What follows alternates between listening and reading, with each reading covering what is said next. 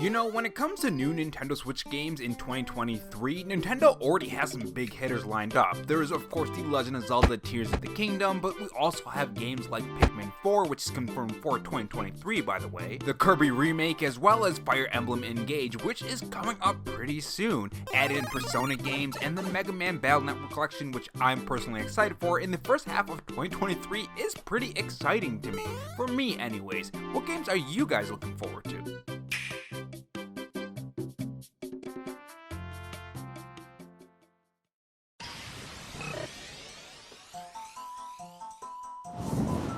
Hey guys, it's Rob here, and welcome back to the Robo Show, where we take the gaming news format that channels like Spawnwood or Arlo do, add a dash of animation and some cool editing on top to bring you your gaming news, leaks, and rumors in a fresh new way. If you're new here and want to be kept up on everything gaming, make sure you subscribe to the channel and leave a like if you enjoyed the video and dislike if not. In this video, we are going to talk about the Legend of Zelda Tears of the Kingdom and its latest Nintendo Switch leak that has some interesting implications when it comes to the gameplay features of this game. We also have to talk about that huge Nintendo Switch leak that just happened yesterday because it's pretty big and confirms part of my theory when it comes to the Nintendo Switch OLED and Nintendo's plans for 2023. If you guys enjoy this video, leave a like. It helps the video reach more viewers when you do, and more viewers means I have more time to create cool animations like this. My Twitter handle is WobleRob93 if you want to follow me on Twitter and catch some behind the scenes looks at these animations as well. When it comes to the Legend of Zelda Tears of the Kingdom, we really don't know much about the game, do we? In fact, the more the game reveals more trailers and gameplay snippets, the more questions we have. The Master Sword is broke, Link's arm is replaced with this glowy arm, he has new powers, the atmosphere of the game seems a little bit more darker than Breath of the Wild, and overall it's just a giant mystery, and we still have more questions the more they show. But luckily there are some details that have leaked out about this game, and the first one is a Switch OLED, possibly. This is what VGC had to say on the matter. Images claiming to show a special edition OLED Nintendo Switch themed after the Legend of Zelda Tears of the Kingdom have appeared online. Images of the console appeared on the Family Board forum overnight, posted by user Kaizen. However, it's unclear where the user found these images initially or if they're in possession of the console. It's also possible that these images are an elaborate fake. If real, the console appears to include two gold Joy-Cons, each featuring ornate patterns. These patterns are replicated on the white dock, which also features the Triforce in gold. Much like the Pokemon Scarlet and Violet in Splatoon 3 Special Edition Nintendo Switch OLED models, the package doesn't appear to contain the game, suggesting it could release prior to the Legend of Zelda Tears of the Kingdom, released on May 12th. And the first one is a Switch OLED, possibly. This is what VGC had to say on the matter. Images claiming to show a special edition OLED Nintendo Switch themed after the Legend of Zelda Tears of the Kingdom have appeared online. Images of the console appeared on the Family Board forum overnight, posted by user Kaizen. However, it's unclear where the user found these images initially or if they're in possession of the console. It's also possible that these images are an elaborate fake. If real, the console appears to include two gold Joy-Cons, each featuring ornate patterns. These patterns are replicated on the white dock, which also features the Triforce in gold. Much like the Pokemon Scarlet and Violet in Splatoon 3 Special Edition Nintendo Switch OLED models, the package doesn't appear to contain the game, suggesting it could release prior to the Legend of Zelda Tears of the Kingdom, released on May 12th. Now, if you've been following my channel for the past 2 months, you've probably watched the Switch 2/Switch Pro news videos I did about the investor meeting and what they had to say about the OLED news and the backwards compatibility when it comes to the current Switch and the next Switch. And if you recall, I made a video that answered the question, will we get a Switch 2/Switch Pro alongside Tears of the Kingdom, or will we get an OLED Zelda? And I said, yeah, we're probably gonna get an OLED Zelda. And even before the investor meeting, I've been saying for a while that we will probably get an OLED Zelda. This was because of the Nintendo momentum, basically looking at what Nintendo did in the past, and you can predict their future based on that. If something works for Nintendo, there's a high chance that they're gonna do it again. I mean, Nintendo themselves confirmed this by saying essentially that they want to do the same thing in 2023 that they did in 2022. This was their specific words. We would like to basically approach it in the same way as this fiscal year in terms of software. We are planning to release Pokemon Scarlet and Violet next week, and we plan to release titles related to Nintendo's important IPs such as The Legend of Zelda Tears of the Kingdom and Pikmin 4 next fiscal year. So if they're doing the same thing as last year, if they're following the same plan, they're more than likely going to do an OLED Zelda instead of a Switch 2. Not to mention there is high demand for multiple Switches in their household, like they also said in that investor meeting, which means you wouldn't do a whole new console or even the next console. You'd wait a bit for those sales to die down, or even at the very least, wait till E3 2023 to announce that next Switch. It all goes back to the Nintendo momentum, which is how you can predict what Nintendo will do based on what they've done in the past. Want to know when the next Nintendo Direct is going to be? It's probably going to be February, because Nintendo has been consistently doing a February Direct in the Nintendo Switch's lifetime. Want to know when this OLED reveal is going to be?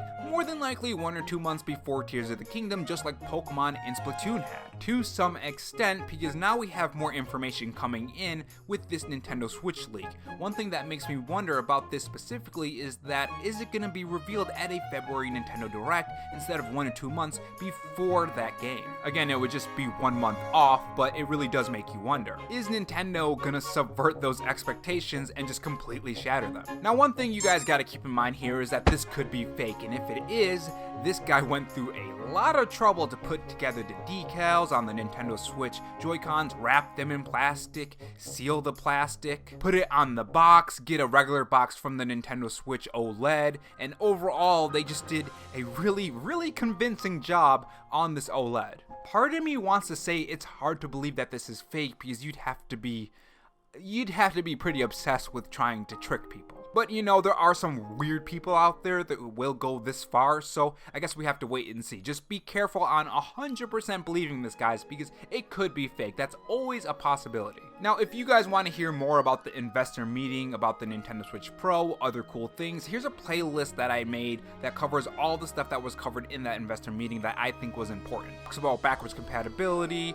Nintendo Switch Online, and all the cool things that come with backwards compatibility, like playing your older games on that Switch, including Switch games. And if not, here's a cookie for reaching this far. Make sure you guys leave a cookie emoji next to your comment if you do leave a comment, which really helps out the video. And with that being said, let's move on to the advertisement leak for The Legend of Zelda Tears of the Kingdom that could hint at online functionality. Now, when it comes to online functionality, you could really take this a couple ways. The first one could be DLC, like they say. We know that Nintendo is doing DLC for a lot of its major games. We had DLC for Breath of the Wild, and so on. Now, I do believe that we'll get that gameplay reveal 1 or 2 months before Tears of the Kingdom's launch date. Maybe with this DLC will also be revealed in that Nintendo Direct, which would be really great. It does seem like Nintendo likes to reveal their future plans for their games during that big Nintendo Direct reveal for its gameplay, like they did with Xenobaldes and Splatoon 3. So maybe when we finally get this gameplay, we'll get some DLC reveals as well. Now, the second one is multiplayer. Multiplayer could be in this game in some way, shape, or form. It could be in the form of multiplayer where you play as Zelda. That was one of the reigning theories in the beginning of that first trailer. Another one could be some kind of system where it's not another player, but a thing you left behind from other players, like a message or some kind of system that lets you know that player was there in the place you are in. Another one could be free updates for the game as well. There are a couple ways this could go, really, but let's just say for now it's multiplayer. How would they incorporate multiplayer into this game, and would it be a good thing for this game? The Legend of Zelda Tears of the Kingdom is an open world game. It's an open world single player game, as far as we know anyways. And in my opinion, the thing about open world games that I personally love is getting lost in them, taking on quests, exploring enemies, fighting enemies,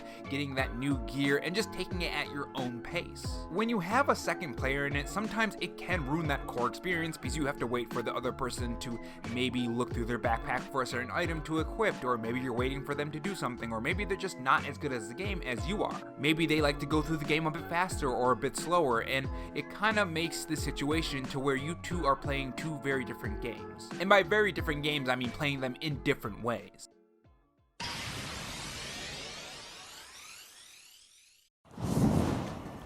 But I think when it comes down to it, with multiplayer in this game as an option, I don't see why not. It's not like them incorporating a second player is gonna hurt the game in any way, shape, or form. As long as it's just another link on the map. If it was Zelda, then that's where you have to ask the question, why is Zelda the second player? What is the role of the second player, and how does it incorporate into the gameplay? Because if you're using Zelda as a multiplayer function, then you're gonna have to incorporate that into the gameplay and into the story and how you progress through the game. And when that happens, then you run into the possibility possibility of that interfering with the gameplay in the way they're making this game during development. You know, if it's just like that Legend of Zelda mod for Breath of the Wild 1 where it's just another Link, I think that could be pretty cool, especially if it's just an optional thing that you can do. Now, if you had to ask me what this is for, my definitive decision on what this ad is for and what it means, more than likely it's DLC. And if it's not for DLC, it has to be for some kind of social system that doesn't affect your game too much.